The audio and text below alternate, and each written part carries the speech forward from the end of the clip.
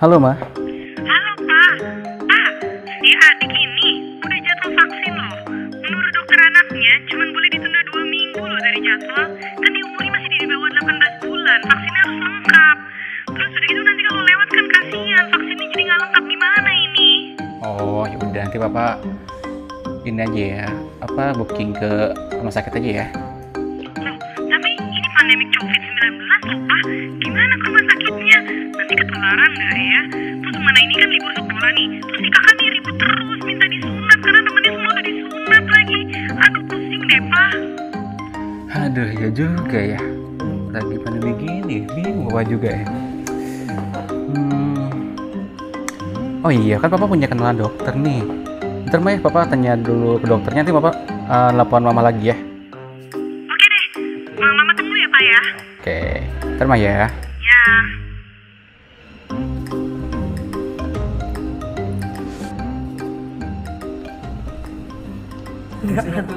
Oh iya, ada yang bisa dibantu Pak? Ini anak saya ini masuk kakak mau disunat katanya dokter. Adiknya perlu vaksin. Oke. Tapi masalahnya dok, istri saya takut anak saya itu tertular COVID-19 di rumah sakit dok. Itu gimana dok? Oh, jangan takut Pak. Nanti akan saya bagi tips-tipsnya bagaimana konsultasi yang aman untuk berobat ke rumah sakit. Bila anak Anda mau vaksin, pastikan anaknya dalam kondisi sehat.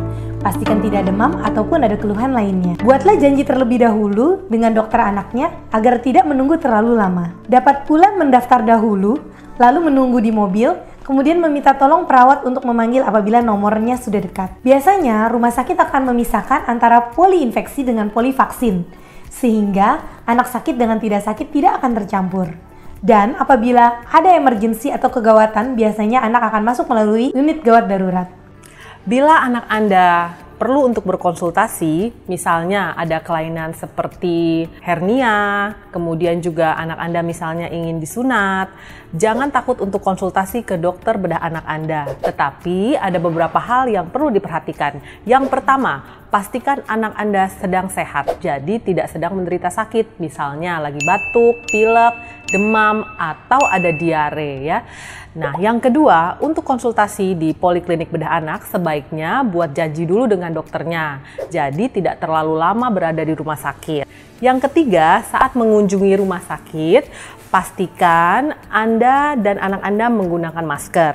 Ingat, masker pada anak hanya boleh digunakan pada anak-anak lebih dari umur 2 tahun ya. Jadi baby atau bayi dan anak di bawah umur 2 tahun tidak dianjurkan menggunakan masker. Jadi bagaimana dokter bila baby saya ke rumah sakit tapi tidak menggunakan masker?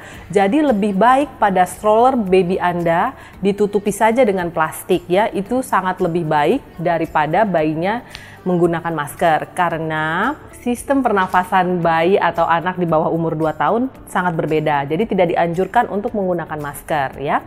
Nah, yang terakhir, sebelum melakukan tindakan operasi, jangan lupa harus dilakukan screening COVID-19 pada anak dan juga pendampingnya, yaitu orang tuanya. Tujuan screening COVID-19 ini adalah satu, untuk menjaminkan keamanan dan juga untuk rumah sakit menyiapkan agar saat tindakan dilakukan untuk tindakan yang bersih atau bebas dengan COVID-19.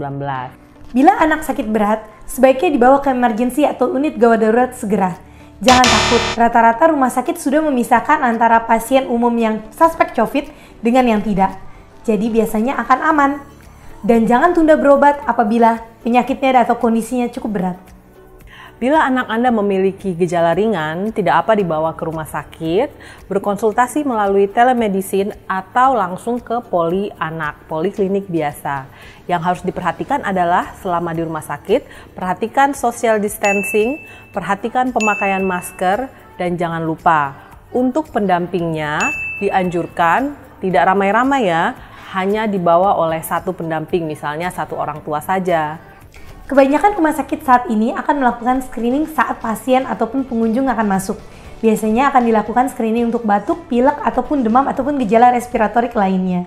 Nah, apabila ditemukan gejala-gejala tersebut, maka akan diarahkan ke poli untuk screening COVID-19. Namun, pada pasien anak tidak diperlakukan demikian. Pada pasien anak tetap akan dapat menemui dokter spesialis anaknya, tapi tidak di polivaksin, melainkan di poliinfeksi. Sampai saat ini, infeksi COVID-19 pada anak tidak lebih berat dari dewasa. Biasanya ada faktor penyerta yang membuat infeksi COVID-19 ini menjadi lebih berat. Untuk anak, jangan lupa ajarkan anak Anda untuk selalu mencuci tangan. Yang kedua, tidak sering-sering menyentuh muka, wajah, dan mulut. Yang ketiga, tentu sebelum makan, biasakan selalu juga untuk mencuci tangan ya sebelum makan atau menyentuh makanan. Kemudian juga menggunakan masker pada anak di atas umur 2 tahun. Untuk bayi atau anak di bawah umur 2 tahun, yang paling penting adalah untuk yang menjaga bayi tersebut. Jadi untuk yang mengasuh dan yang menjaga baby tersebut, jangan lupa selalu menjaga kebersihan, selalu mencuci tangan, dan selalu menggunakan masker. Nah, cukup jelas ya Pak ya. Jadi yang penting saat membawa anak ke rumah sakit, yang pertama harus physical distancing. Yang kedua pakai masker, apalagi kalau anaknya sudah di atas umur 2 tahun boleh diberikan masker. Lalu yang ketiga jangan lupa untuk cuci tangan sebelum menyentuh barang ataupun menyentuh wajah ataupun mulut. Dan yang keempat, jangan terlalu lama di rumah sakit, bikin janji dulu Pak, seperti itu.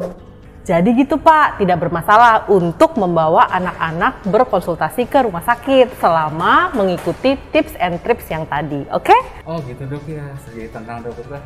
Makasih dok ya, saya mau ke kondisi saya dok ya. Oke. Siasati transmisi COVID-19 dengan cerdas.